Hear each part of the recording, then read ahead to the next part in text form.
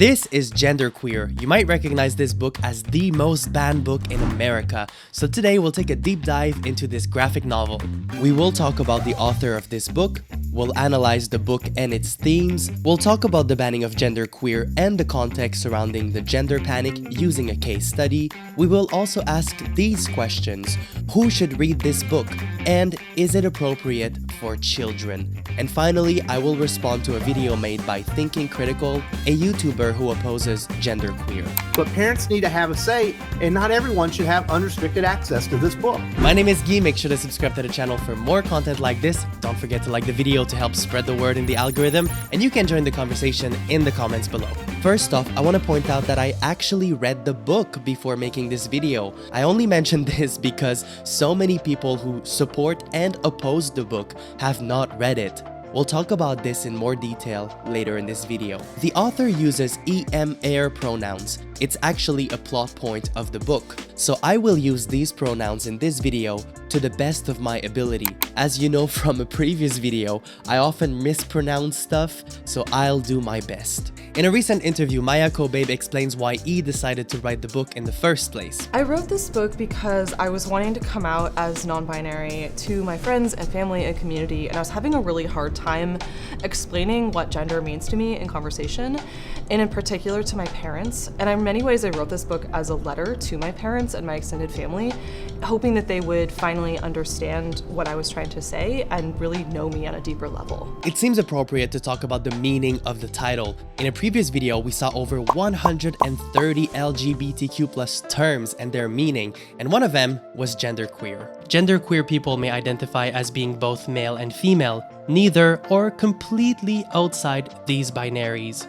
The book itself is a coming-of-age journey from the perspective of a genderqueer youth questioning their identity, gender, sexuality, and overall place in the world. What makes this book interesting to me is the unique lived experience that the author brings to the table. Most of us have not gone through what the author has gone through. Throughout the book, we follow the author's journey from childhood to adulthood and witness the impact that gender dysphoria can have during teenage years.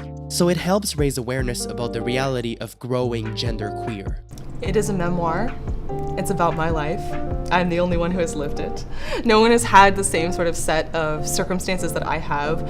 But one thing I think is actually unique is that it's a story of queerness and coming out in a very accepting and loving family and a very accepting and loving part of the country. And I actually faced very little external pressures in my life, and all of my sort of conflict was very internal. It is easy to see why genderqueer people identify with this book.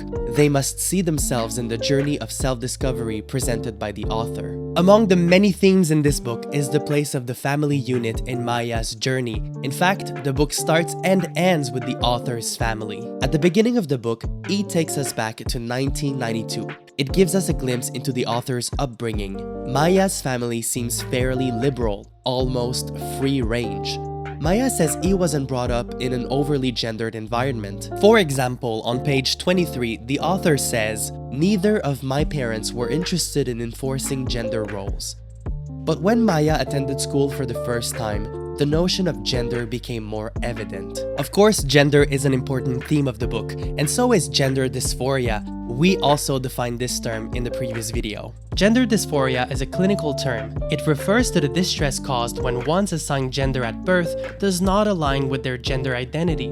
In the book, the author's first period marks a sort of turning point in the story. It highlights the gender dysphoria he's going through during puberty. Other examples of gender dysphoria appear in the book. For example, on page 219, during Maia's second visit to the gynecologist, he says, "I have a lot of gender dysphoria around my genitals, and I've been actively avoiding this exam for years." Sexuality is also a theme in this book, and to me it was interesting to see how the author's sexuality and gender interacted during their youth. It's something that I myself was not very aware of until reading that book. This book is partly about trying to figure out where does sort of my gender identity intersect with my sexuality? And it's a tricky question. They're very interwoven. The author's journey through self-discovery highlights the complex reality genderqueer people go through during their youth. Questions of gender and sexuality intertwine and force Maia to question who he is at multiple points in the story. For example, on page 65, the author writes, "My deepest emotional relationships have always been with women. Did that mean I was a lesbian? But my sexual fantasies involved 2 male partners. Was I a gay boy trapped in a girl's body? The knowledge of a third option slept like a seed under the soil." There are also mentions of love and relationship throughout the book. Most of the romantic relationships described in the book don't lead to much, but it helps the reader understand Maia's needs and wants. For instance, on page 170, Maia says, "I'm really sorry, but I need to stop dating for a while. I have too much gender stuff to figure out first." Maia's journey underlines the impact of gender dysphoria on all spheres of life. For example, on page 169, the author writes, "I think the fact that I don't see myself or understand myself as a female person, but that most of the people I interact with do so, is actually damaging all my relationships, even ones with my family and friends." The book also explores how personal identity interacts with society as a whole and directly affects the way that other people perceive us. For instance, Maia is often misgendered in the book, and eventually, on page 207, Maia tells Air's parents, "Female pronouns did not bother me when I was younger, but now they do.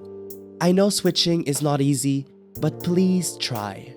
Toward the end of the book, we see Maia teaching a class to youth. Maia wonders if he should address Er's genderqueerness or not. "I wonder if any of these kids are trans or non-binary, but don't have the words for it yet. How many of them have never seen a non-binary adult? Is my silence actually a disservice to all of them?" Maia fears consequences from parents, which is relevant in today's context.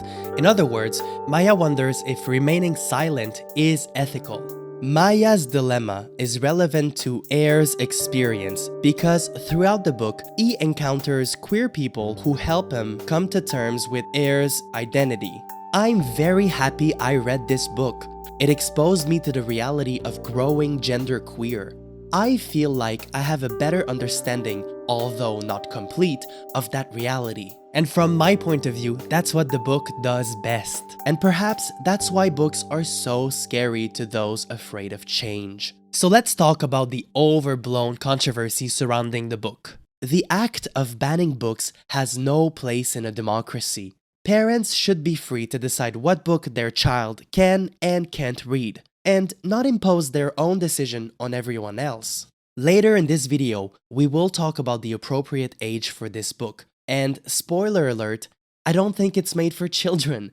I came to that conclusion because I read the book. And on that topic, I want to talk about something that has been aggravating me lately. I see many people advocating for the banning of this book, even if they did not read it. And this is not unique to this piece of media. For example, right-wing opinion makers went on YouTube to rant about how woke the Little Mermaid remake was, but they did not bother watching the movie. Well, after months of anticipation, the new Little Mermaid film finally released to theaters over the weekend. As expected, the film is garbage, and I can offer that review despite not seeing it, for the same reason that I don't need to go order a Whopper at the new Burger King down the street in order to assess the quality of the food. You don't know if the movie's garbage, Matt, because you have not seen it. Go see the movie and then tell me why, in your opinion, it is too woke. It would make for a more substantive argument. You cannot make that argument in good faith if you have not seen the movie. In a previous video, we saw how conservatives went on national TV to criticize the very existence of Brokeback Mountain at the time of its release, but did not bother to see the movie. No, I didn't see the film, and I'm not at all surprised that out of 7 nominations, Brokeback walked away with 4, and some might say that's an indication of what the Oscar ceremonies might look like later on this year. Why would you comment on it if you haven't seen it? I've not seen the movie, Larry, and that's a matter of decision, not just a matter of chance. Like others, I don't feel any need to see the movie. I have read the screenplay, I know the short story, and of course I know what the movie's about because it's out there so much in the media. And it's not just the right, by the way, everyone is guilty of this. The reason why I bring this up is because it makes it difficult for all of us to have substantive conversation in the public sphere about controversial topics, including genderqueer. To be clear, nobody is forced to read this book, and parents can't possibly read every book their child brings home to decide what they should and should not read. But in my opinion, if you're going on camera to oppose or support this book or any piece of media, as a matter of fact, you have to consume it, or else you're not being intellectually honest with your audience. First thing I would say is please read it before you judge it. And by the way, Genderqueer is an easy read. It's a graphic novel. Many conservatives justified the need for censorship based on made-up assumptions since they did not bother to read the book. Maia Kobabe explains how the wave of outrage reached M. There was almost no negative reaction to the book for the first 2.5 years that it was out. The negative responses didn't really come until the run-up to the 2021 fall midterm election. I was not shocked because I'm definitely aware that queer and trans and non-binary stories often get challenged, but the timing of it surprised me until I realized that multiple politicians were making it a real talking point. With that in mind, let's take a look at what happened in this district library, and we'll use this reporting as our case study. Here at the Lapeer District Library, controversy has been raised over a book titled Genderqueer. That has county prosecutors saying the book should be removed from shelves. Now, despite no charges being filed yet, County Prosecutor John Miller does say that the book is sexual exploitation to children who might pick up the book and read it. The county prosecutor, this guy, says genderqueer should be banned because it represents a clear and immediate danger to children. Based on the introduction in this reporting, you would think that this book was made available to children, but no, actually it wasn't. Let's keep watching. The comic book style illustrations in the book cover a variety of adult themes. Lapeer District Library Director Amy Churchill says the book is for adults and all copies are kept in the adult nonfiction section. The characters in the drawing are all of consenting age. And that is clear if you actually read the story. Without doubt, prepubescent individuals that are depicted in the book and illustrated in the book graphically. Lapeer County Prosecutor John Miller says putting the book in an adult section is not enough to keep kids safe. Even though you may put it in another section, we all know that if you got kids running around a library, nobody's watching every single one of them to see where they're wandering into, what other sections they're wandering into. How is genderqueer a danger to children if it was in the adult-only section? Banning the book in the name of saving children is not a substantive argument in this case. It's made up outrage, and that outrage spreads in the rest of the district. Let's keep watching. These books are inappropriate reading for children under 18 years old. Again, genderqueer was not made available to children. It was in the adult-only section. I noticed that Lapeer County does not provide access, either in print or digitally, for Hustler and Penthouse. Aren't you censoring there? Equating genderqueer to Hustler and Penthouse is over-the-top rhetoric. Lapeer County Prosecutor John Miller has called for this book to be removed. He says it is his job to protect children. I do not advocate banning books that involve LGBTQ content. That is not my position. However, books that encourage children to engage in sexual acts when they are not the legal age are not appropriate for a public library. Protect children? Again, this book was not available to children in the first place.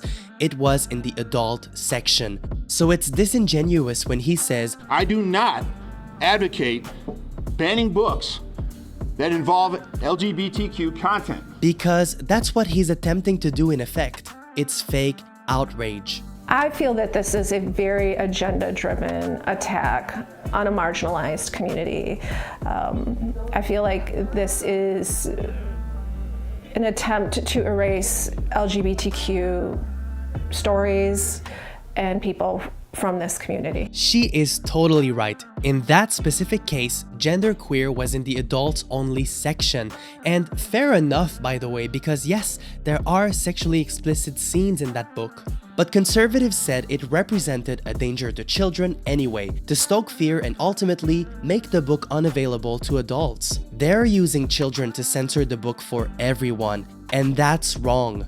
lawmakers are using the same argument to pass anti-LGBTQ+ laws across the USA. Funny enough, Genderqueer explores the importance of representation in the media. Here's what the author had to say. I spent my teen years searching for queer stories. What I found was crumbs, side characters, tiny little side plots, one-off episodes in TV shows.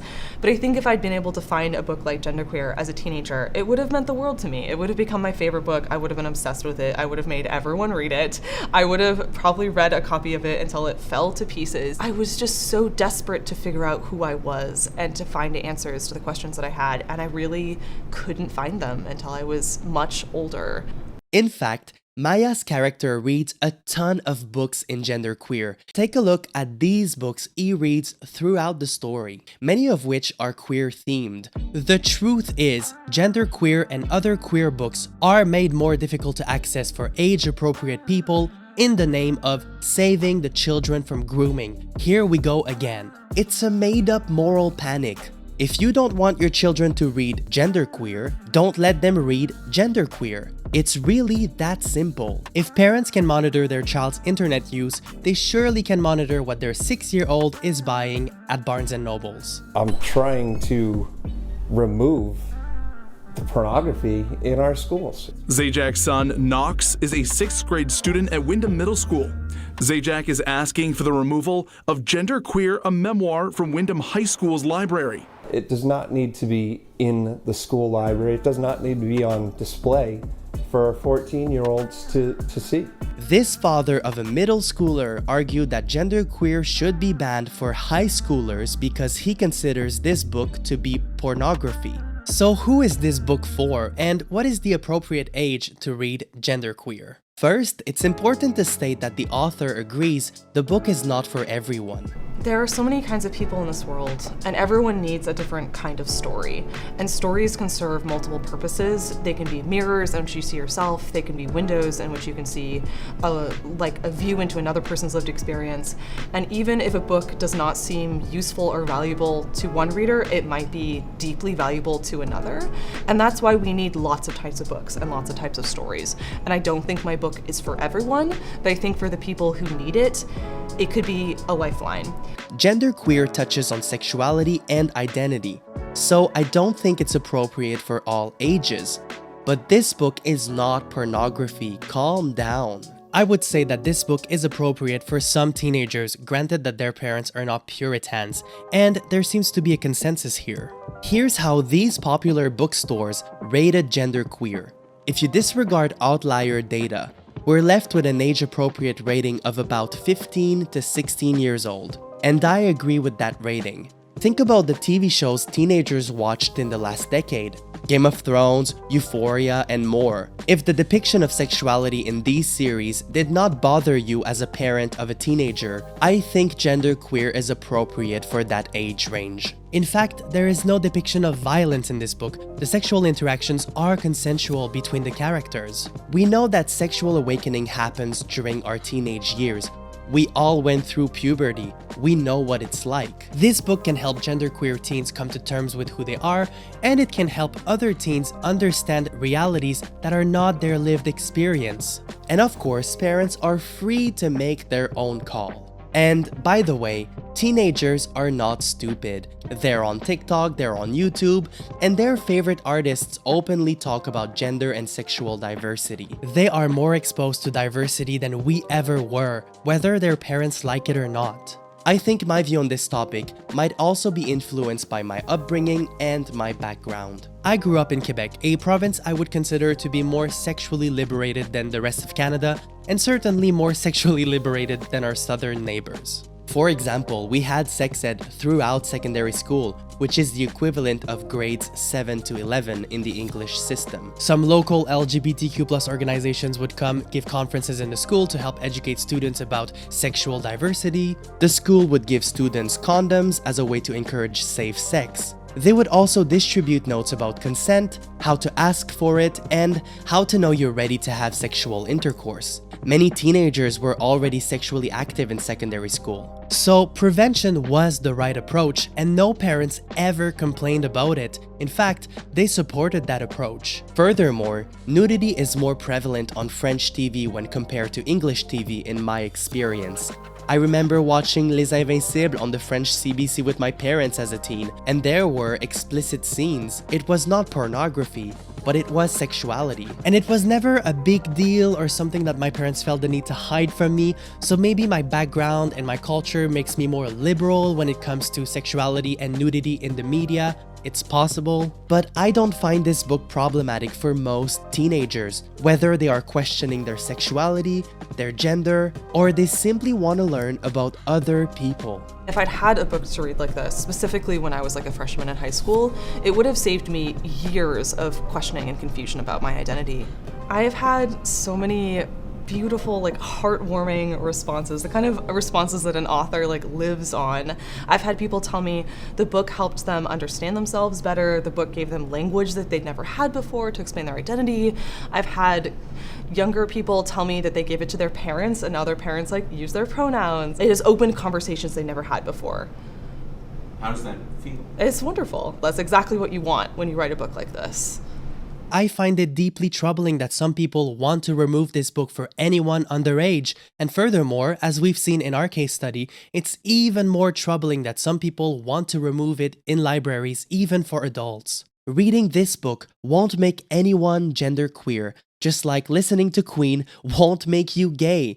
I'm not genderqueer, and I found this read highly informative. And again, it's not made for children. There's a difference between a 7-year-old and a 17-year-old. Finally, I want to respond to this video made by a YouTube channel called Thinking Critical. It's one of the most direct opposition to this book on YouTube. The video is called Virginia Bans Genderqueer Comic for Kids. And hopefully today, we can engage in a substantive exchange. You know, this guy felt strong enough about this topic to plan, record, and publish a video on YouTube, and I respect that. It's important to hear everyone's opinion to make our own opinion, and it's part of a healthy discourse. And there's a book called Genderqueer, which I guess is some type of memoir, but it is a graphic novel. I think the author's name is Maia something or other. I'm not really sure. I've never actually read it, but I have seen the screenshots of it. So I do know what people are talking about and why this book is being, to a degree, censored. Since we touched on that matter earlier in the video, I have to point out that Thinking Critical did not read the book prior to making their video about genderqueer, which is disappointing in my opinion because the core of his issue with the book seems to be its content. I've seen the screenshots. I'm not going to put them here on the video because they are a little bit too graphic in nature, but within this book, you will see people having sex. It's not hinted at, it's absolutely depicted. There's oral sex. There's all kinds of things like that going on in this comic book that you wouldn't want a child to be exposed to for the most part if you're a responsible parent like myself. I agree with him, some scenes in this book are explicit and should not be read to children. But why is everyone acting like this book is force-fed to children? As far as I'm aware, genderqueer is not part of a 6-year-old school curriculum. In this video, Thinking Critical repeatedly talks about people and organizations supposedly sexualizing his children, and the problem there is that politicians are using the same rhetoric to justify anti-LGBTQ+ laws as we've seen in a previous video. Because they used to have some type of standards and values. It all wasn't about the weird mission of a few people to sexualize children and influence them from a very young age. It was about protecting children and making sure that they had access to the material that was appropriate for them at the time. My, how the world has changed. And the fact that there are groups out there championing for this book, Genderqueer, just to be accessible to everyone of any age, freely, without any parental supervision, just tells you how disgusting and how weird and manipulative this movement really is to sexualize children. It's something that parents need to be aware of. It's something I'm certainly aware of. It bothers me that Thinking Critical is using the conspiracy theory that queer people exist to sexualize children as a way to defend the banning of this book. It is a common thread every time we touch on queer issues. This talking point suggests that there is an insidious LGBTQ+ conspiracy to sexualize children, as though Maia Kobabe, the author of the book, was acting on behalf of a dark, twisted agenda to influence kids to become LGBTQ+, when in fact, he is simply sharing her journey to discovering her gender identity and sexuality. It's also frustrating to see someone come on this platform to advocate the banning of a book they did not read, and justify their opinion in part using talking points from the LGBTQ grooming children conspiracy theory. To be clear, Thinking Critical is free to express his opposition to this book or any book he wants on this platform. It is free speech. But personally, I am disappointed that he did not bother reading the book and based his argument on the full content of the book, not just a screenshot that he saw in passing and conspiracy theories that are baseless. It would have made for a more substantive argument. With that being said, Thinking Critical made a 9-minute video on this topic. Obviously, I could not include the whole video here, so I will put a link in the description. I encourage you to go watch it for yourself and make up your own mind. Please be respectful of everyone's opinion. It's part of a healthy discourse. As for myself, I thought Genderqueer was a beautiful story, illustrated with great talent, and ultimately it exposed me to a reality that I was not familiar with. It was a real experience, and I hope more people pick up a copy. Let me know what you think in the comments below. Don't forget to subscribe for more content like this. If you like this video, like the video, and you might also like this one. I'll see you very soon. Bye!